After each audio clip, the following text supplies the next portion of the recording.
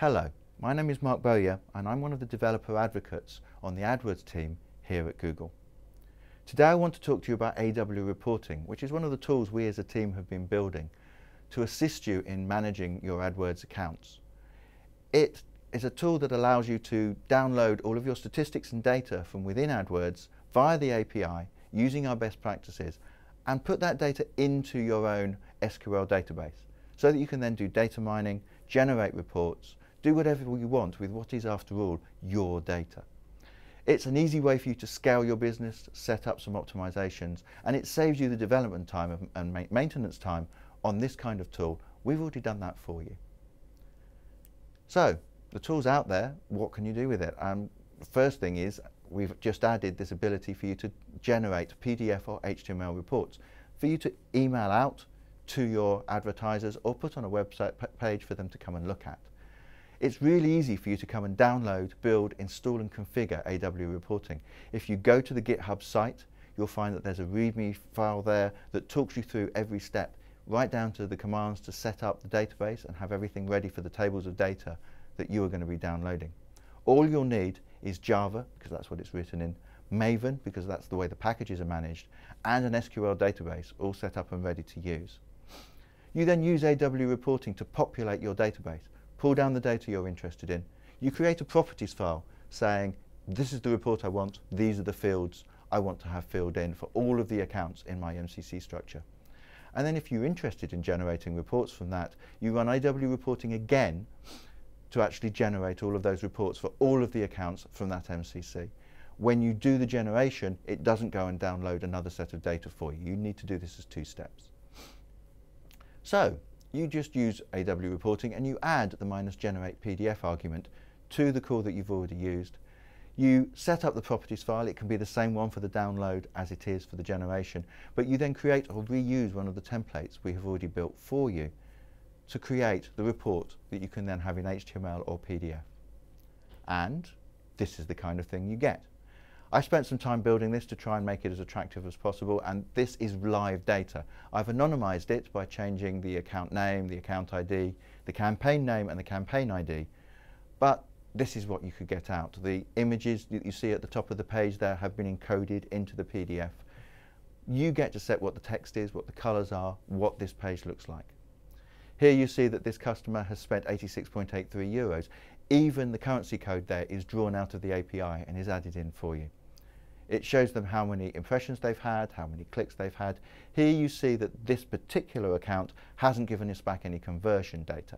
And you can use that great big 0 there to try and exert some pressure to ask them to do that. There's some of the other information here that you may need to provide your advertiser to follow the required minimum functionality. That's in this report already for you. I've done a little bit of maths on the ad extensions. There's 3 rows there. I've summed the number of impressions gained and the clicks that have come in, for instance, for the 67 site links that exist for this account. And it says there how many site links they have. So there's no confusion there about how many site links were shown on every single ad, because each one will get an impression. You can have 6 site links show up at once. Each one is getting impressions, so that's 6 in that impression count there. And finally, there's a table of all of the campaigns. And these tables grow to be as big as they need to be automatically on the page for each of the accounts that it's run for. So, how do you do that if you want to create this kind of reporting? First of all, go and check out the supplied example property files. These are in the files that you download using Maven, but the links here actually also point out, and you can go and look at them in GitHub as well.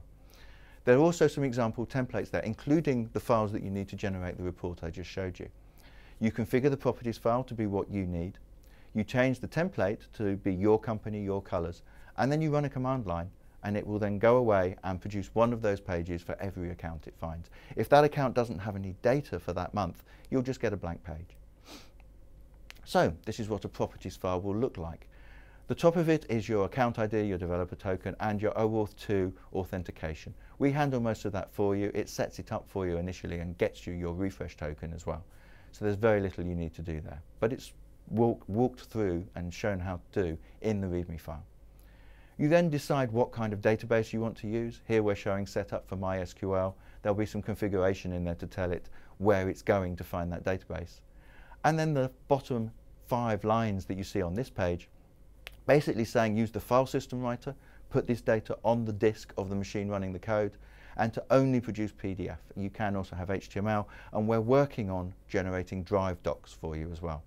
And instead of file system writer, we are also allowing you to generate these files in a drive folder, so you can automatically share these among your team, among your account managers. The bottom half of the properties file states which reports you want to download and which fields within those reports you're interested in.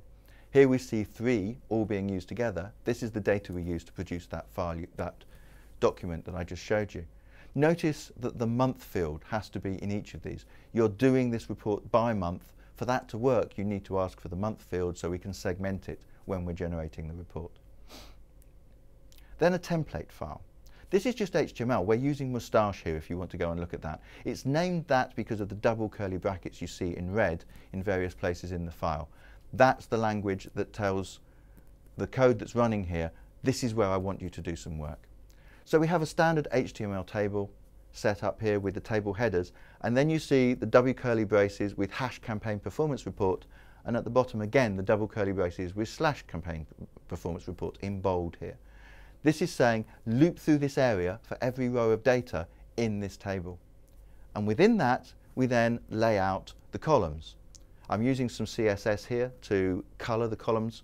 You can use CSS up to 2.1. Unfortunately not beyond. We're limited here by the conversion from HTML to PDF, which we're using Flying Saucer for.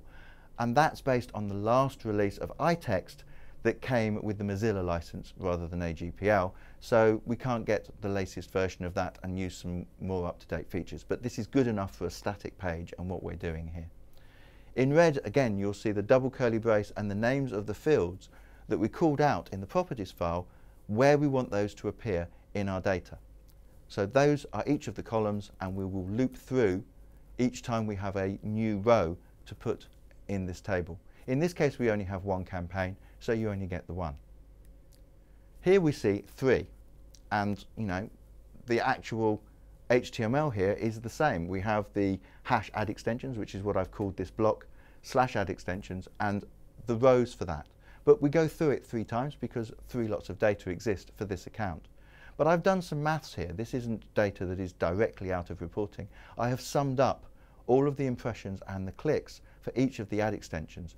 And in the case of site links, as I mentioned before, we specifically call out how many there were to help make the impression count for that a little less ambiguous. So you set up your template to look like this, and on the command line, if you want this data, you add the argument -sum add extensions.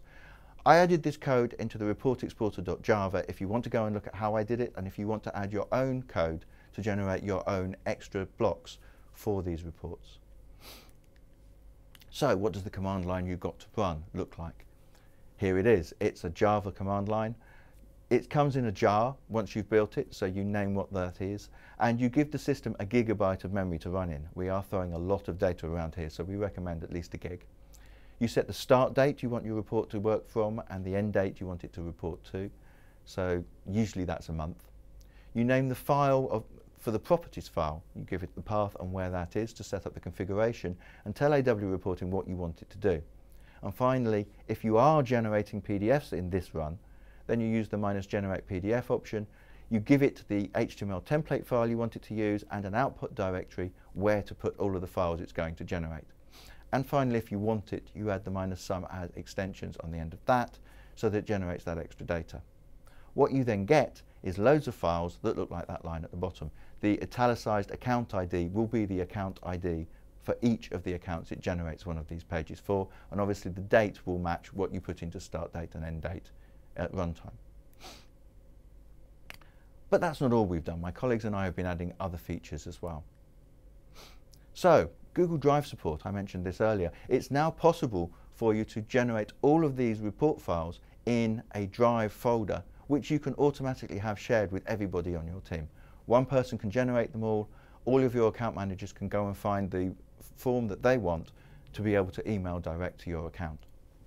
We now have Report Processor on memory. So if you want to only generate PDF, for instance, you don't want the HTML files, Rather than writing them to disk and having them laying around and having to delete them, just keep them in memory, generate the PDF and forget about them. But this is also used when we're downloading the CSV files from the API and uploading them into our database. This is now all done in memory. Again, it saves the disk from being spun around. It's better performance. We've given you more settings to control the threads. It used to be that you just had one setting. Now you have specific and separate control over the download threads and the processing threads to make the best use of the hardware that you have to run this on.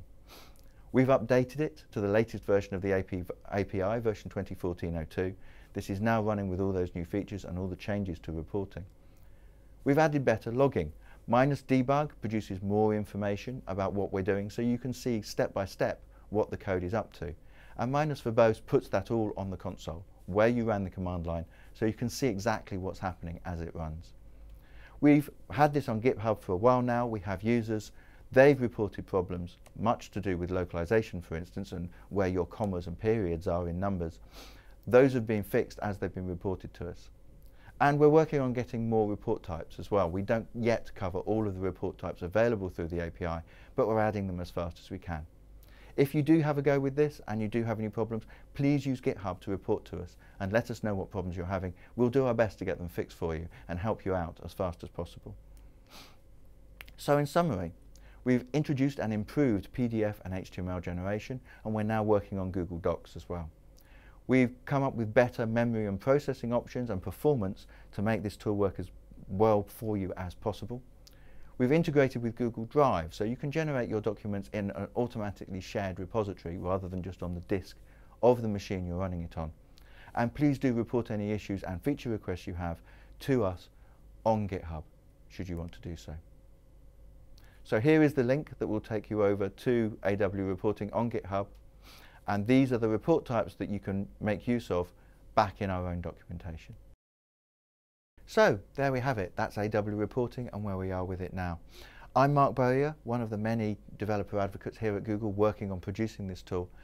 Please, if you do have any questions, you're having any problems using it, use the GitHub site to get in touch with us, let us know what's going on, and we'll work with you to solve the problems. Thank you very much and goodbye.